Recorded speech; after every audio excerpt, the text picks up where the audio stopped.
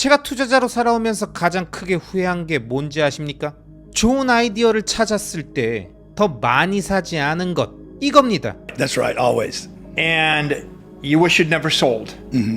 그리고 팔지 말았어야 했죠. 만약 제가 여러분을 20년 전으로 데려가서 애플이나 아마존이나 비트코인을 살 기회를 준다면요, 그럼 그 사람한테 포트폴리오의 2%, 3%, 5%만 넣으세요 라고 조언하시겠습니까? 스티브 잡스, 일론 머스크, 마크 저커버그, 제프 베조스, 베르나르 아르노, 이 사람들 중에 누구도 좋은 아이디어의 90에서 95%를 팔아서 부자가 된 사람은 없습니다. 분산 투자는 정답이 없을 때만 의미가 있습니다. 구멍난 보트들을 여러 개에 나눠 태우는 순간 그건 그냥 죽겠다는 선택입니다. 불완전한 부품들을 여러 개 섞는다고 살 수 있는 게 아니라니까요. 미국의 대표적인 부동산 전문가, 부동산 맥시라고 불리는 동기부여 씬의 생케 그랜트 카돈이 비트코인에 깊게 빠져들게 된 거 잘 알고 계시죠? 제가 지금 위에 띄워놓은 예전 영상들에서 어떤 과정을 거치면서 비트코인에 입문하게 되었는지 한번 설명드렸었는데요. 그 영상에서도 간단하게 언급됐었지만 그랜트 카돈이 비트코인에 대한 조언을 구하기 위해서 마이클 세일러를 여러 번 만났다는 내용이 나왔었죠. 그래서 준비한 이번 영상은 마이클 세일러가 그랜트 카돈의 유튜브 채널에 출연해서 비트코인에 대해 깊게 이야기한 내용을 더빙 영상으로 준비했습니다. 이번 인터뷰를 통해서 그랜트 카돈은 일반인들의 시각에서 마이클 세일러에게 왜 그렇게까지 비트코인에 집중하냐, 분산 투자는 왜 틀렸다고 보냐, 이런 질문들을 던졌는데요. 대표적인 비트맥시인 마이클 세일러가 과연 어떤 이야기들을 했는지 지금 바로 함께 보러 가시죠. 렛츠 고! Michael Saylor is an American entrepreneur, inventor, and Bitcoin advocate to say the least. 자, 여러분, 마이클 세일러 이 사람은 단순히 비트코인 옹호론자라고 하기엔 좀 부족하죠. 미국의 기업가고 발명가고 비트코인 전도사라고 해야 될 겁니다. 1989년에 마이크로 스트래티지로 공동 창업했고 2022년까지 CEO를 맡았고 지금은 회장직을 맡고 있습니다. MIT 출신이고 비즈니스 인텔리전스 소프트웨어를 개척한 인물입니다. 개인 자산만 해도 40억 달러 이상이에요. 자, 그리고 오늘 우리 스튜디오에 나와 있습니다. 그리고 이번 인터뷰는 솔직히 말해서 진짜 장난 아닐 겁니다. So look, I met you back in January. I think my brother brought me over to your house. 자, 그러니까 말이죠. 제가 당신을 처음 만났던 게 올해 1월이었죠? 아마 우리 형이 저를 당신 집에 데려갔던 것 같은데 그때만 해도 저는 비트코인에 대해 잘 몰랐었죠. 공부는 좀 했고 13년 전에 조금 사긴 했지만 본격적으로 시작한 건 아니었으니까요. 그때 제가 부동산이랑 비트코인을 어떻게 섞을 수 있냐고 물었고 당신이 정말 좋은 조언을 해줬어요. 뭐 가끔은 저한테 짧게 대답하긴 했죠. 아마 솔직히 말해서 제 바보 같은 질문에 지쳤던 거죠. 왜 그런 거 있어요? 이제 막 비트코인에 입문한 사람들이 계속 질문을 하면 넌 이걸 아직도 몰라? 이런 느낌이 들 때요.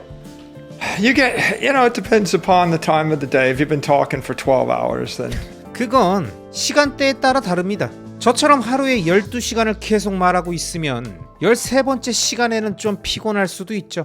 그럼 미팅을 아침에 잡아야겠네. 네, 아침이 더 낫죠. 왜냐면 지난번에 같이 있을 때 아니 지난 2번 다 한 번은 제가 만들려고 했던 펀드를 쓰레기 같은 펀드라고 불렀잖아요. 저는 그냥 그 펀드에 비트코인을 더 넣으라고 했을 뿐입니다. 그래서 진짜로 그렇게 했어요. 처음엔 85% 부동산, 15% 뭐 이런 구조였다가 지금은 3분의 1은 부채, 3분의 1은 부동산, 3분의 1은 비트코인이에요. really, Do you think that's aggressive I think the point that I'm making is 정말요? 제가 하고 싶은 말은 바로 이겁니다. 전 세계를 다 뒤져봐도 진짜 좋은 아이디어는 많지 않습니다. 애플은 20년 전에 좋은 아이디어였고 아마존도 그랬죠. 그리고 비트코인도 좋은 아이디어입니다. 좋은 아이디어라는 게 뭐냐면 자산을 10배, 100배로 키울 수 있는 것이죠. 지난 30년 동안 여러분이 접한 것 중에 10배, 100배 갈 수 있었던 게 얼마나 있었는지 생각해보세요. 아마 많아야 10배짜리 몇 개였을 겁니다. 그리고 참고로 말하면 비트코인은 제가 이 업계에 들어온 이후 5년 동안 이미 10배가 됐습니다. 그걸 생각해보고 스스로에게 이렇게 물어봐야 합니다. 이렇게 좋은 아이디어에 내 돈의 2%만 넣는 게 맞을까? 아니면 말이죠. 여러분에게 그만큼 좋은 아이디어가 49개나 더 있습니까? 그래요? 만약 어떤 아이디어에 돈의 10%를 넣어서 10배가 되면 전체 자산은 2배가 됩니다. 그런데 문제는 이거죠. 그렇다면 나머지 90%는 별로인 아이디어에 넣는다는 뜻인가? 제가 투자자로 살아오면서 가장 크게 후회한 게 뭔지 아십니까? 좋은 아이디어를 찾았을 때 더 많이 사지 않은 것, 이겁니다. That's right, always. And you wish you'd never sold. 그리고 팔지 말았어야 했죠. 만약 제가 여러분을 20년 전으로 데려가서 애플이나 아마존이나 비트코인을 살 기회를 준다면요. 저는 그때 하나도 안 샀었어요. 그럼 그 사람한테 포트폴리오의 2%, 3%, 5%만 넣으세요 라고 조언하시겠습니까? 제 생각은 다릅니다. 한다면 인생이 바뀔 만큼의 금액을 넣어야 합니다. 물론 분산 투자를 한다면 아주 뛰어난 아이디어를 발견했을 때 자산의 5에서 10%를 넣을 수도 있겠죠. 포트폴리오를 유지해야 하니까요. 하지만 제프 베조스가 아마존으로 부자가 된 이유는 아마존에 5%만 넣고 95%를 계속 팔아버렸기 때문이 아닙니다.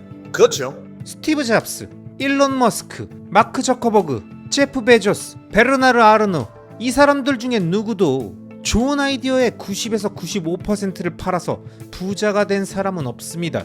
그러니까 제 말은 이겁니다. 만약 누군가 당신이 한 것처럼 디지털 부동산 펀드를 제안한다고 해봅시다. 네. 부동산이 연 7% 오르고 비트코인이 연 30% 오른다고 생각한다면 굳이 90% 부동산, 10% 비트코인으로 갈 이유가 있을까요? 그건 세상에 있는 다른 투자자들보다 조금 더 나은 정도에 불과합니다. 그렇죠. 왜 50대 50이 안 되겠습니까? 그러면 다른 부동산 투자자들이 연 7%를 벌 때 당신은 연 20% 수익을 낼 수 있습니다. 만약 그 아이디어가 나쁜 거라면 차라리 0% 비트코인, 100% 부동산이 맞겠죠. 그런데 그게 정말 좋은 아이디어라면 50대 50으로 가는 게 맞습니다. 그렇게 하면 다른 어떤 부동산 투자보다 3배는 더 강력한 레버리지 부동산을 만드는 셈이니까요. 만약 그게 실패한다면요? 10%만 넣고 실패했든 어차피 그건 망한 부동산 펀드입니다. 그래서 제 생각은 단순합니다. 어떤 아이디어가 있다면 정말 잘 될 거라고 믿으면 충분히 크게 걸어서 본인도 이기고 함께한 사람도 부자가 되게 하든지 아니면 아예 하지 마세요. 저는 애매한 투자를 별로 좋아하지 않습니다. I'll give you one more example. 하나만 더 예를 들어보죠. 록펠러가 등유를 발명했습니다. 네, 그렇죠. 등유는 원유를 가장 고도로 정제한 형태입니다. 이건 곧 제트 연료고 로켓 연료입니다. 그건 순수한 액체 에너지예요. 좋은 아이디어라는 건 이런 겁니다. 로켓을 만드는 것, 로켓선을 만드는 것, 제트 엔진을 만들고 제트 비행기를 만드는 것, 아니면 가솔린이나 디젤을 만들어서 자동차나 트럭을 세상에 내놓는 거죠. 이런 게 다 좋은 아이디어입니다. 헨리 포드, 보잉, 이런 사람들이 바로 그런 일을 했죠. 그럼 반대로 전통적이고 안전하다는 아이디어는 뭘까요? 말마차 뒤에 등유 램프 하나 달아주는 겁니다. 그리고 마차 고객들한테 이렇게 말하죠. 이제 국가를 횡단하면서 마차 안에서도 책을 읽을 수 있습니다. 아니면 마차 뒤에 등유 히터를 달아주는 겁니다.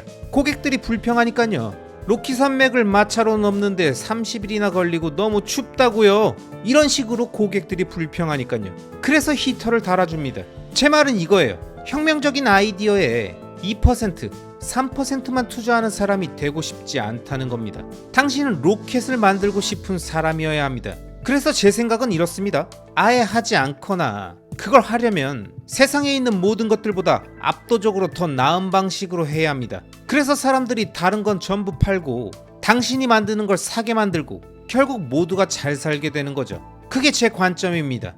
그럼 이 분산 투자라는 개념은 대체 누가 미국에, 누가 전 세계에 팔아먹은 겁니까? ETF나 뮤추얼 펀드에 그냥 넣어라, 이딴 생각 말이죠. 그건 아주 전형적인 얘기입니다. 정답을 모를 때, 선택지가 100개나 있는데 진짜로 뭘 해야 될지 모를 때, 그리고 당신이 분산된 펀드를 파는 사람이라면 당연히 분산 투자를 팔게 됩니다. 그렇죠. 뱅가드, 존 보글, 그리고 전통 금융권 사람들, 지금 거기에 11조 달러가 묶여 있습니다. 그들에겐 아주 좋은 일이죠. 하지만 그게 정말 투자자들에게도 그만큼 잘된 일인지 저는 모르겠어요. 세상에는 분산 포트폴리오를 만들어서 사람들을 설득한 헤지펀드의 매니저들이 수없이 많습니다. 그들의 논리는 늘 이거죠. 우리가 하는 어떤 결정 하나로도 당신은 망하지 않습니다. 그러니까 당신 돈 전부를 우리한테 맡기세요. 그런데 실제 결과를 보면 대부분은 시장 수익률에도 못 미쳤습니다. 지속적으로 봤을 때 분산 투자의 왕도는 그냥 S&P 500 지수를 사는 거예요. 그런데 여기서 구분해야 할 게 하나 있습니다. The financial statisticians that 하나는 금융통계학자들의 세계관입니다. 이 사람들은 여러분들에게 돈을 맡기라고 말하는 사람들이죠. 그들의 입장에서 분산 투자는 아주 좋은 판매 논리입니다. 당신이 개인 투자자고 바쁘니까 저희가 당신 돈을 지켜줄게요. 27개의 상관관계가 낮은 자산에 분산 투자하고요. 매달 리밸런싱하고 분석가 50명이 포트폴리오를 관리합니다. 그리고 저희는 연 2% 수수료, 성과의 20%를 받겠습니다. 이게 그들이 파는 상품입니다. 그리고 고객들에게 자신들이 필요하다고 믿게 만들죠. 그런데 이른바 이런 2&20 구조는 10년이 지나면 사실상 고객 자산의 40%를 가져가는 것과 다름없습니다. 꽤 비싼 서비스죠. there's another view of the world, which is the engineer's view of the world. 반면 완전히 다른 세계관이 있습니다. 바로 엔지니어의 세계관입니다. 비행기를 만든다고 해봅시다. 구리로 만들 수도 있고 알루미늄, 강철, 청동, 벽돌, 나무로 만들 수도 있겠죠. 하지만 정답은 하나입니다. 알루미늄이에요. 나머지는 전부 오답이죠. 강철로 만들면 날지 않습니다. 점토로 만들면 작동하지 않죠. 구리로 만들어도 안 됩니다. 엔지니어링에서는 정답이 존재합니다. 비행기는 알루미늄이 정답이었고 다리를 만들 땐 강철이 정답입니다. 창문을 만든다고 해도 마찬가지예요. 어떤 유리를 써야 하는지에 대한 정답이 있고 그 외에는 전부 잘못된 선택입니다. 엔지니어들은 늘 이렇게 질문합니다. 정답이 뭐지? 예를 들어 전기를 전선으로 보내야 한다고 생각해 봅시다. 구리를 쓸 수도 있고 티타늄을 쓸 수도 있고 수백 가지 금속 중에서 고를 수 있겠죠. 그런데 그 중에 다른 금속들보다 훨씬 잘 작동하는 금속이 하나 있습니다. 엔지니어라면 정답이 있을 때는 분산하지 않습니다. 그 해법을 고릅니다. 왜냐면 그렇게 하지 않으면 죽기 때문이죠. 반대로 정답을 모를 때가 있습니다. 구리가 오를지, 알루미늄이 오를지, 강철이 오를지, 아니면 옥수수 가격이 오를지 본인도 모르고 고객도 모를 때가 있죠. 그러니까 전부 고르라는 거군요. 그렇죠. 그럴 때는 이렇게 말할 수 있습니다. 그냥 전부 섞어서 분산된 포트폴리오를 드리겠습니다. 그렇게 하면 그 자체로 하나의 서비스가 되고 그걸 근거로 비싼 수수료를 받을 수 있죠. 하지만 제 생각은 이렇습니다. 분산 투자는 정답이 없을 때만 의미가 있습니다. 제가 자주 쓰는 비유가 하나 있는데요. 당신이 침몰하는 배에 타고 있다고 해봅시다. 구명 보트가 10개 있습니다. 그중 하나는 물이 새지 않는 보트고 나머지는 전부 바닥에 구멍이 나 있습니다. 그럼 어떻게 해야 할까요? 물이 새지 않는 보트를 찾아서 가족 전부를 그 보트 한 척에 태우는 겁니다. 그래야 삽니다. 구멍난 보트들을 여러 개에 나눠 태우는 순간 그건 그냥 죽겠다는 선택입니다. 불완전한 부품들을 여러 개 섞는다고 살 수 있는 게 아니라니까요.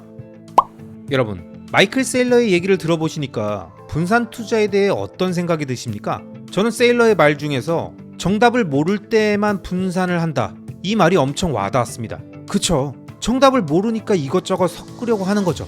정답을 정확히 알았다면 섞을 필요가 없었을 텐데 그게 정답이라는 걸 몰랐거나 확신이 없으니까 섞는 방법을 선택한 거죠.